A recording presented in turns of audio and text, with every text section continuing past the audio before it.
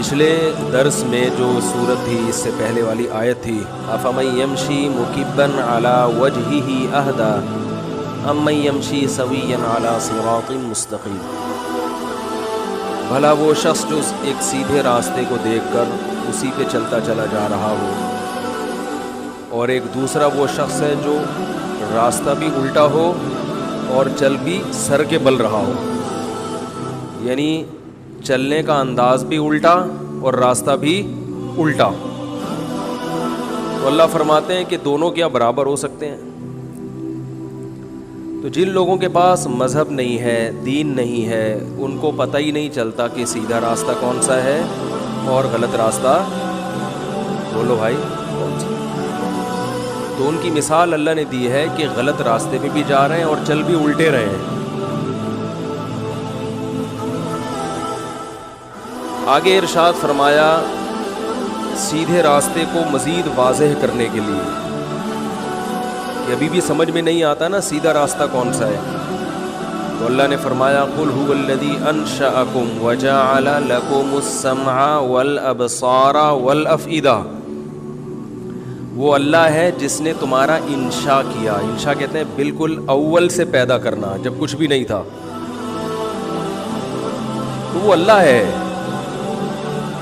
جب اللہ ہے تو اس سے صاف پتہ چلا کہ اللہ سے زیادہ مضبوط کوئی اور رشتہ نہیں ہے, کیونکہ ہمارا کریٹر وہ ہے.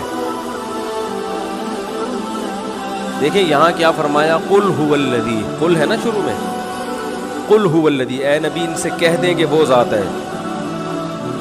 تو یہ قل کیوں کہا, کہہ دیجئے ان سے, ان کی توجہ اس طرف کرنے کے لیے. مانتے وہ بھی تھے کہ ہمیں اللہ نے پیدا کیا. اس کی مثال ایسے ہے جیسے بیٹا باپ کی نافرمانی کر رہا ہو, مان نہ رہا ہو, ہر بات میں اس کی مخالفت کر رہا ہو. تو کوئی تھرڈ پرسن کہتا ہے نا, بیوی سے کہتا ہے کہ اس کو بتا دو کہ یہ تمہارا باپ ہے, حالانکہ بیٹے کو پہلے سے پتا ہوتا ہے کہ یہ ہمارا باپ ہے, لیکن عمل سے ایسا لگ رہا ہوتا ہے کہ یہ ان صاحب کو اپنا باپ ماننے کے لیے تیار نہیں ہے. تو یاد دہانی کرائی جاتی ہے کہ بھائی یہ تمہارا باپ ہے. تو مشرکین مانتے تھے کہ ہمیں اللہ نے پیدا کیا. وہ ڈاروین جیسے بیوقوف وہ بھی نہیں تھے, پرلے درجے کے بیوقوف تھے کہ بتوں کی عبادت کرتے تھے, مگر اتنی سینس ان میں بھی تھی کہ ان بتوں نے نہیں بنایا, خود سے بھی نہیں بنے, بلکہ کسی نے بنایا ہے. خود یہ کام نہیں ہو سکتا, خود سے نہیں ہو سکتا جو کچھ ابھی یعنی ہم بن گئے اور سارا نظام چل رہا ہے. کچھ دن پہلے ایک صاحب سے ملاقات ہوئی جو ایتھیس لوگوں کے نظریات سے ڈسے ہوئے تھے نا. میں نے اللہ کے وجود کے دلائل دیے تو انہوں نے کہا کہ بھئی دیکھو پانی میں مچھلیاں خود بخود پیدا ہو جاتی ہیں, کچرے میں کیڑے خود بخود پیدا ہو جاتے ہیں. اس سے پتہ چلا کہ حیات خود بخود بھی پیدا ہو سکتی ہے. کہیں تالاب ہونا, بڑا گڑھا کھودے اس میں پانی رکھتے ہیں, کچھ دنوں میں مچھلیاں پیدا ہو جائیں گی. اس نے کہا ایسے ہی زندگی پیدا ہو گئی, پھر ہوتے ہوتے انسان بھی بن گیا, تو اس میں کون سی عجیب بات ہے. میں نے کہا واہ بھائی واہ, جو دعویٰ ہے نا وہی دلیل ہے. یہ ایسے ہے جیسے میں آپ سے کہوں آپ نے مجھ سے 1 لاکھ روپے لیے, آپ کہیں اس کی کیا دلیل ہے کہ لیے, تو اس کی دلیل یہ ہے کہ لیے, اس کی دلیل یہ ہے کہ یہ دوسرے دعوے کی کیا دلیل ہے کہ لیے, بھائی اس دعوے کی دلیل یہ کہ لیے, کیونکہ دلیل یہ تو دعویٰ ہے. پانی میں جو مچھلیاں پیدا ہو رہی ہیں وہ خود بخود تھوڑی ہو رہی ہیں, یہی تو دعویٰ ہے. یہی تو اللہ کے وجود کی سب سے بڑی دلیل تھی کہ یار تالاب ہوتا ہے کچھ بھی نہیں ہے اس میں, مچھلیاں کہاں سے آ گئی, حیات کہاں سے آ گئی, زندگی کہاں سے آ گئی.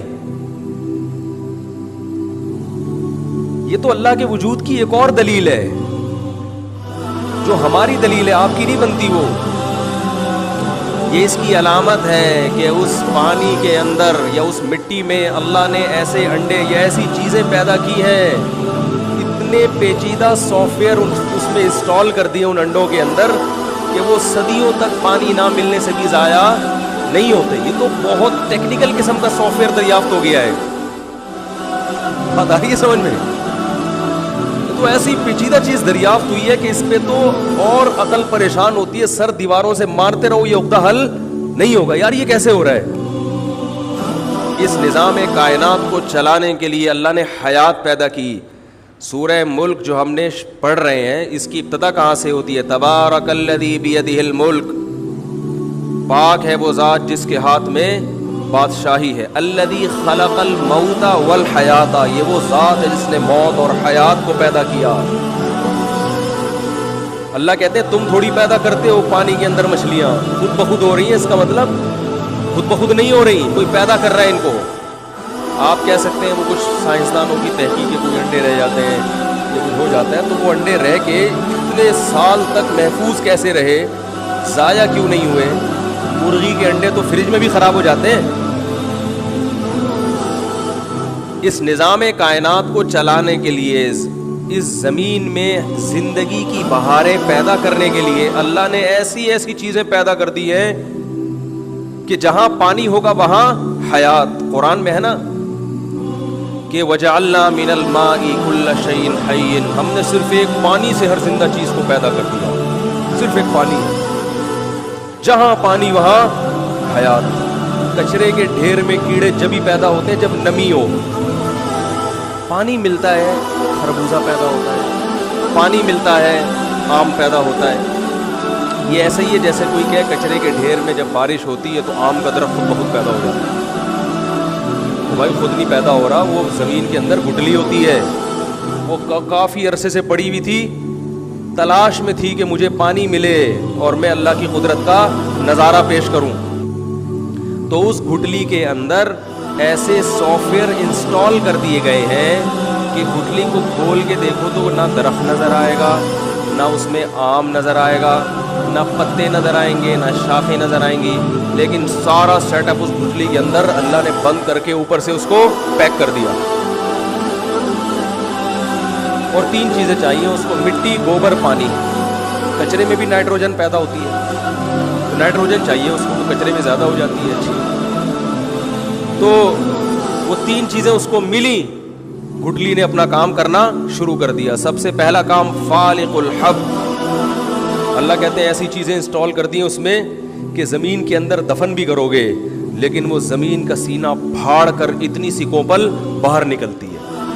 اس کوپل میں جو ننا سا پودا نکلتا ہے، پھونک مارو بیچارہ ہل جاتا ہے، اس کو بچا کے رکھنا پڑتا ہے. مگر وہ ننے سے پودے میں اتنی طاقت کہ وہ زمین کا سینہ پھاڑ کے ایسے پھٹتی ہے زمین. کہہ رہا ہوتا ہے ہٹ جاؤ میرے سامنے سے بھی، میں باہر آ رہا ہوں. ٹھیک ہے نا؟ اور پھر اسے دھوپ اور پانی ملتا رہتا ہے اور وہ تناور درخت میں تبدیل. تو یہ خود بخود تھوڑی ہو رہا ہے بھائی، اس کے اندر کچھ ڈالا گیا ہے، کچھ ڈالا گیا ہے. پھر وہ تناور درخت میں تبدیل ہوتا ہے. جڑیں اس کی زمین کے اندر پھیلتی رہتی ہیں، پھیلتی رہتی ہیں، پھیلتی رہتی ہیں. اور تناور درخت میں تبدیل ہونے کے بعد پھر اس میں پھول لگتے ہیں. یہ پھول تتلیوں کو اپنی طرف پھولنے میں پابندی لگی ہے، پھول مائل کرتے ہیں.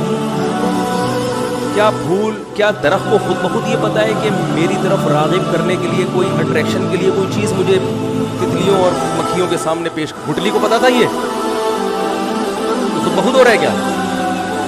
بھائی درخت بیچارے کے پاس تو مغز ہی نہیں ہے سوچنے کے لیے. جس کے پاس، سائنسدان کے پاس مغز ہے وہ تو سوچ نہیں رہا کہ یہ، وہ کہہ رہے یہ خود بخود بنا ہے. اور جس درخت کے پاس مغز نہیں ہے وہ اتنا ذہین کہ اسے پتا ہے کہ میرے نر اور مادہ پھولوں میں ملاپ کے لیے مجھے مکھیوں کو اپنی طرف مائل کرنا پڑے گا. اور مکھیاں اس ترغیب سے مائل نہیں ہوں گی کہ آپ ان کو سمجھائیں کہ دیکھو تم آؤ پھولوں پہ بیٹھو. اور وہ ذرے تمہاری ٹانگوں سے چپکیں گے، پھر نر مادہ پھولوں کا ملاپ ہوگا، پھر اس سے آم پیدا ہوں گے، پہلے کیری پیدا ہوگی، اس کا اچار بنے گا، پھر آم پیدا ہوگا، اس کو لوگ کھائیں گے، چھلکے بکریوں کو کھلائیں گے، اور گٹلیاں دوبارہ زمین میں ڈالیں گے، اور ملک شیک بنے گا، اس سے تجارت ہوگی۔ مکھیاں اس ترغیب سے متاثر ہو کر آئیں کہ بھائی ہم بھی انسانیت کی خدمت کریں گے۔ مکھیوں کے پاس اتنا دماغ نہیں ہے، نہ درخت کے پاس تو دماغ ہی نہیں ہے، تو پھر اس سے گھور پیدا ہوتا ہے آم کے درخت پہ، وہ تتلیاں مکھیاں مائل ہوتی ہیں، اور کچھ ہوا کے جھونکوں سے وہ نر مادہ ملتے ہیں، جیسے ہی ملتے ہیں نیچے پھول ضائع ہو کے نیچے پھل پیدا ہونا شروع ہو جاتا ہے۔ وہ گویا پھولوں کی شادی ہوئی ہوتی ہے، ان کی شادی ہو گئی، اور اب ان کا بچہ کیا ہے؟ پھل۔ اب وہ پھل جناب دھوپ مٹی پانی کے ملاپ سے بڑا ہوتے ہوتے ہوتے ہوتے خوبصورت آم کی شکل میں، پھر وہ لنگڑا آم، یہ چوسا آم، یہ دسہری آم، اور یہ پپیتے جیسا آم، اور پتہ نہیں درجنوں قسم کے آم۔ اور کمال کی بات یہ کہ ہزاروں آم پیدا ہونے کے بعد آپ دیکھو نا، یہ جو میجک شو کراتے ہیں نا، یہ کیسے گھما پھرا کے کرتب دکھاتے ہیں، یوں کیا تو اندر سے کبوتر نکل آیا، یوں کیا تو یہ نکل آیا، آخر میں دوبارہ وہی انڈا واپس لا کے دکھاتے ہیں۔ یہ دیکھو، یہ تو نظر کا دھوکا ہوتا ہے۔ تو یہاں بھی وہی ہو رہا ہے، وہ گٹلی زمین میں ڈالی تھی، یہ ہوا یہ ہوا یہ ہوا، آپ کہہ رہے ہو یار وہ گٹلی کہاں گئی میری جو میں نے زمین میں ڈالی تھی؟ وہ تو غائب۔ ہوتے ہوتے ہوتے ہوتے اس پروسیس کا انجام کیا ہوتا ہے؟ اس آم کو جب کھولو گے اس کے اندر وہی گٹلی آپ کو دوبارہ نظر آئے گی۔ یہ خود بخود ہو رہا ہے۔